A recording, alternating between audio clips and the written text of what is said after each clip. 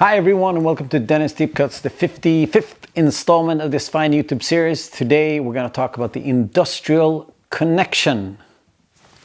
What is that? Stick around and you will find out. Let's see what happens.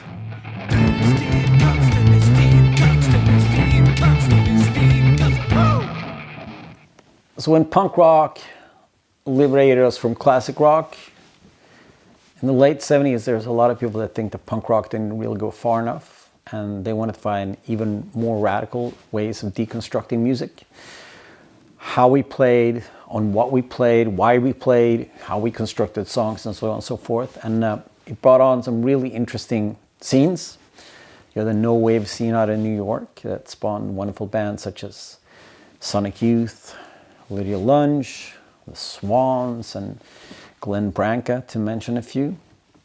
Across the pond in UK, you of course had Throbbing Gristle, which was the first band to, I think, use the term industrial music. They're all about cutting up the songs using tape loops and weird instruments and just basically trying to do whatever they could to create music that wasn't conventional. In Germany, you had bands that, used drill machines and oil drums and, basically just like performances on highways. I'm, of course, talking about Einsturz and the Neubaut and bands like the Krups. In Australia, you had SPK that I talked a little bit about before. Very noisy, very wild. And another band from the UK, one of my favorite sort of early industrial bands is, of course, Test Department. Super tribal, percussive, really cool. And all this became like the first wave of what we now refer to as industrial music. And in the 90s that changed. Industrial music became more synonymous with heavy rock music that infused like tribal rhythms and stuff into it. I think possibly Killing Joke might be one of the bands that really set that off. But you, of course, from the 90s, you have Nine Inch Nails, of course, and Marilyn Manson, and White Zombie and all that, and that became like the sort of the second wave of industrial rock, maybe more than anything, while the early days of industrial music was more about the deconstruction. Industrial rock was more about using those deconstructed elements into kind of rock music.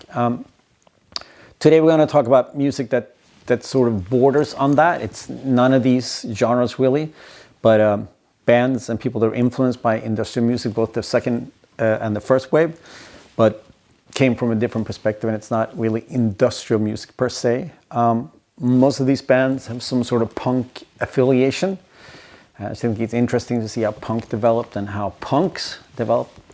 And fair warning, this is definitely not very commercial music, and it's definitely not music for everyone, but I think this is super fascinating, and this is music that I'm very, very much in love with. If you follow me for a while, you know that I like weird, harsh, aggressive, wild music. So that's what it's going to be today. Might do an episode on early industrial music one of these days too. One of my favorite records, that genre. But now we're going to talk about the industrial connection.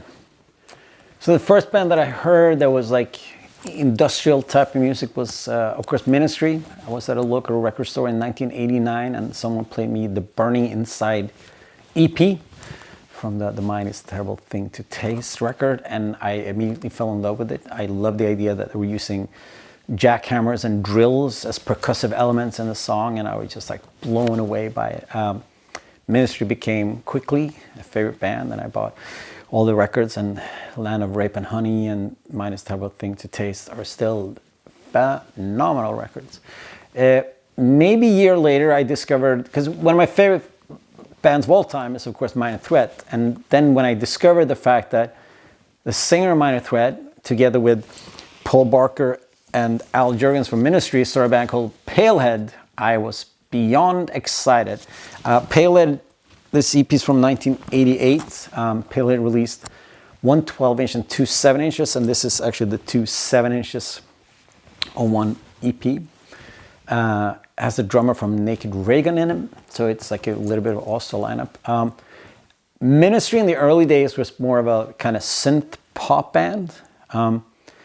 By the late 80s, Al Jurgens was tired of that and wanted to construct something really different, and by chance he met Ian MacKaye from Minor Threat and Fugazi and so on. and they made this experiment project called Palehead, which is a cool mix of like hardcore punk and industrial music. I think this is wonderful. They never played live, and there's only like 6 songs recorded, but all 6 songs are just phenomenal. It has like, it's kind of pummeling punk rock hardcore with like industrial elements, and Ian's obviously one of the best punk rock singers of all time. Released on classic Wax Trax records that released a lot of the early industrial and dancey kind of stuff. This is, I would say it's a stone cold classic actually. So if you're a fan of Ministry, or if you're a fan of Fugazi or Minor Threat or anything like that, I think you need to do yourself a favor and check out the Palehead.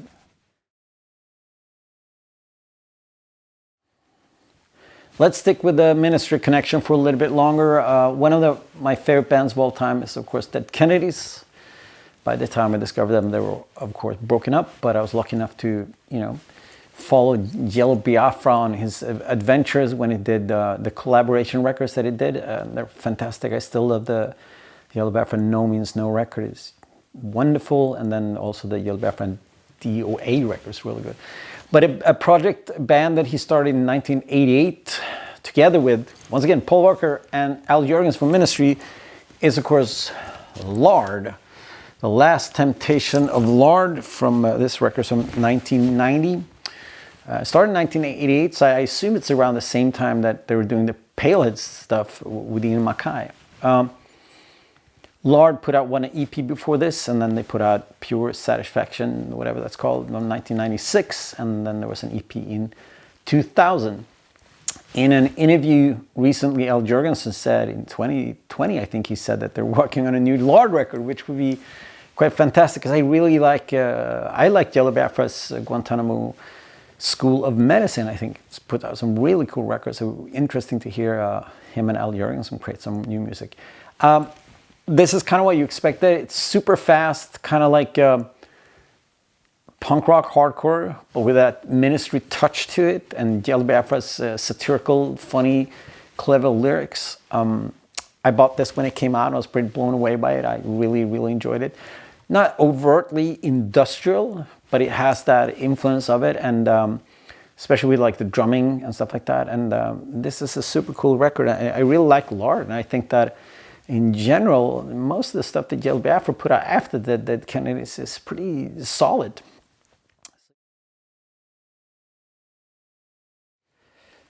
So let's stick with the theme of old punk and hardcore singers using industrial rock music to reinvigorate their careers for a little bit longer. I'm going to talk about a band / project called Wartime. Wartime is Henry Rollins from Black Flag, of course, and Andrew Weiss, that was in Rollins' band, and before that he was in Gone together with Greg Ginn. In between the first and the second Rollins band record, they did this project. It's just the two of them, and it's pretty cool.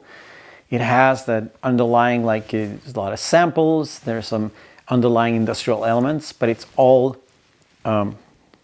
focused on Andrew Weiss's bass, super heavy, and really cool, like really hypnotic bass lines, and Henry Rollins just like kind of being Henry Rollins on top of it. It has a strange Grateful Dead cover on it, but all in all, it's a super solid record. I think if you're into Rollins band and that kind of stuff, this is wilder, a bit more experimental, and I think it's a super cool record.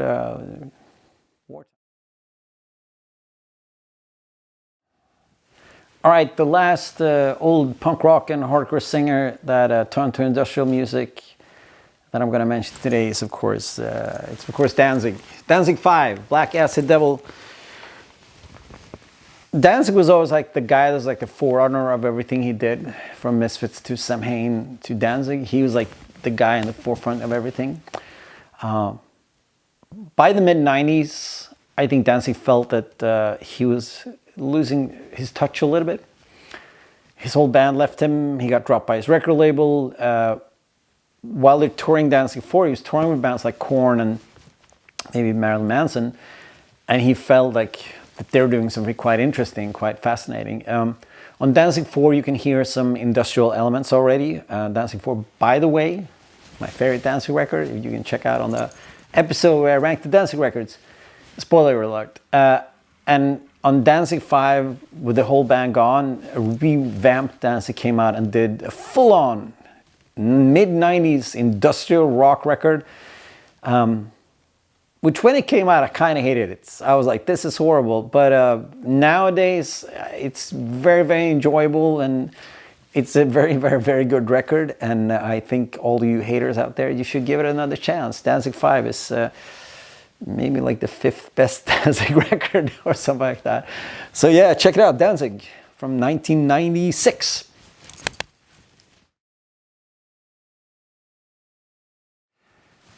So this next band I want to talk about is a punk band out of the UK. He started in the early 80s as a fast-paced, super political band in the vein of Crass. But as the 80s progressed, they morphed into something completely different. I am, of course, talking about Flux of Pink Indians. On their third album, Uncarved Block,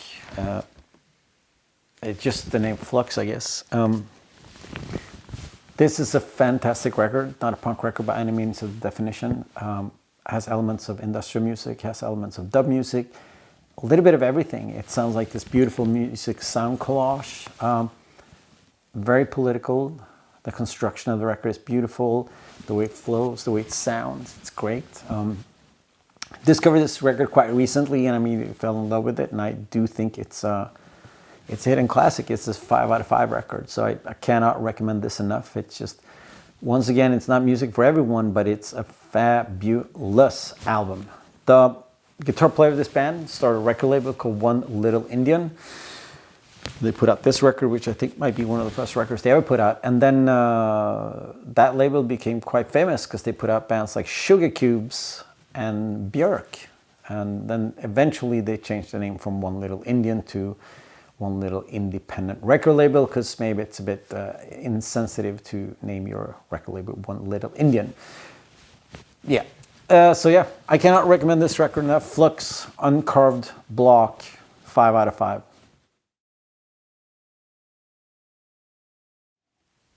Next band I want to talk about is from San Francisco. They run from 1986 to 1990.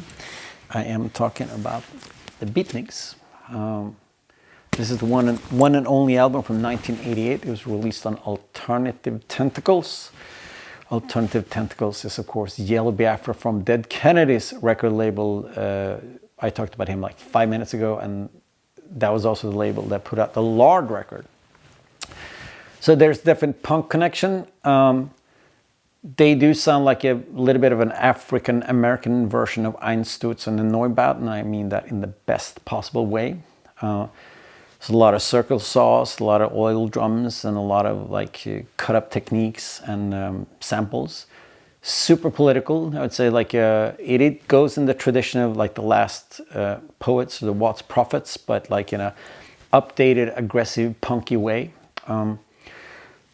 Beatniks then became the disposable heroes of hypocrisy, and they leaned into like the more hip-hop elements of what they were doing.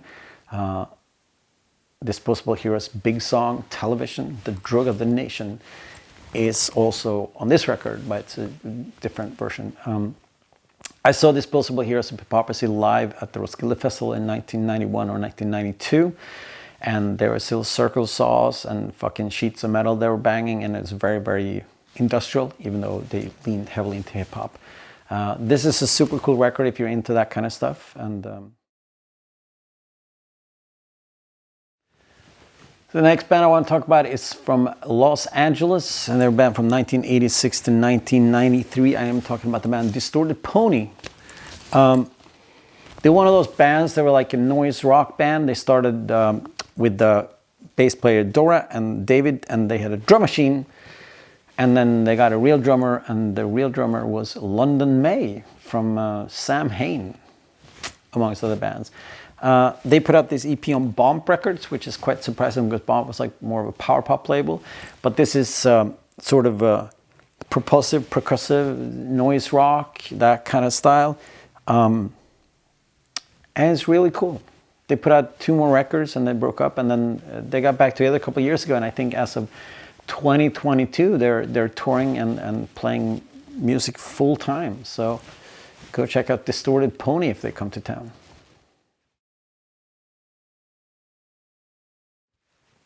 The next band is also from LA.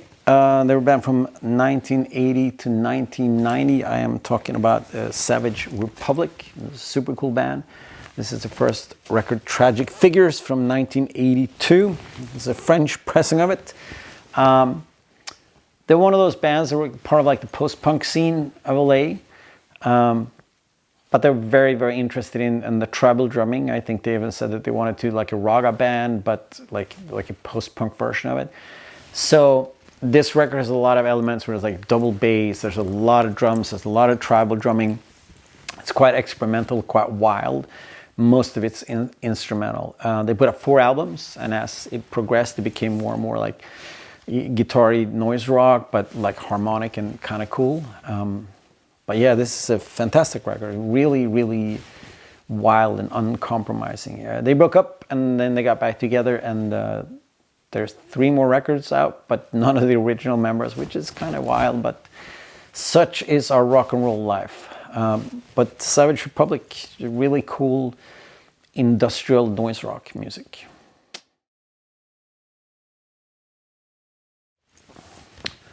All right, 2 more records to go. I want to talk about a band from Houston, Texas called the Paintings. They're a band from 1985 to 1995. Started as a punk band. We all start as punk bands, right? And then they discovered tape loops and cut-up techniques, and discovered drum machines and metal sheets and weird instruments, and it just became kind of a weird free-for-all.